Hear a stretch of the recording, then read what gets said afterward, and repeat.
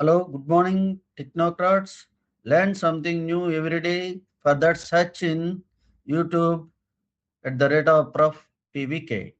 Today's topic is internet అంటే ఏమిటి, అది ఎలా ఏర్పడింది. ఇంటర్నెట్ అంటే ప్రపంచవ్యాప్తంగా ఉన్న కోట్లాది కంప్యూటర్లు మరియు మొబైల్ ఫోన్స్, సర్వర్స్ ఒకదానితో ఒకటి అనుసంధానమైన భారీ నెట్వర్క్.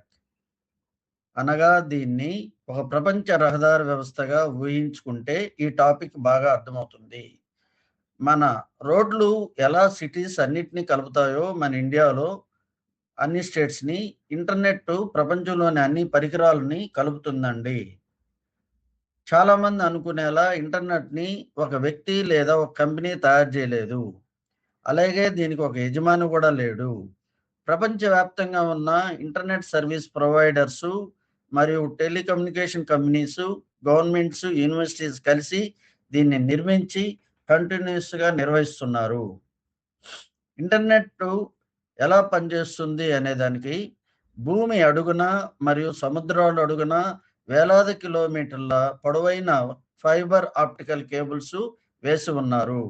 అదేవిధంగా రోడ్డు మీద, భూమి మీద మొబైల్ టవర్స్, ఆకాశంలో శాటిలైట్స్ మరియు కొన్ని సిటీస్‌లో రౌటర్స్, డేటా సెంటర్స్ కలిపి సమాచారాన్ని క్షణాల్లో ప్రపంచం నలుమూలకి పంపించుకుంటూ ట్రాన్స్మిట్, రిసీవ్ చేసుకుంటున్నాయి.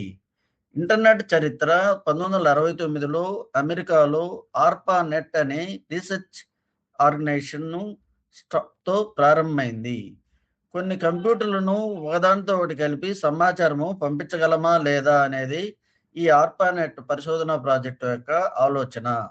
అది 1983లో సాధ్యమైంది విత్ ద హెల్ప్ ఆఫ్ వింటన్ మరియు బాబ్కాన్ అనే సైంటిస్టుల వల్ల. They develop transmission control protocol అనే టీసీపీ చేస్తే అది ఇంటర్నెట్కి పునాది అయింది. అందుకే వీరిని వింటన్ మరియు బాబ్కాన్ని ఇంటర్నెట్ పితామహులని పిలుస్తారండి. ఇంటర్నెట్ అనేది ప్రపంచాన్ని కలిపే డిజిటల్ రహదారి.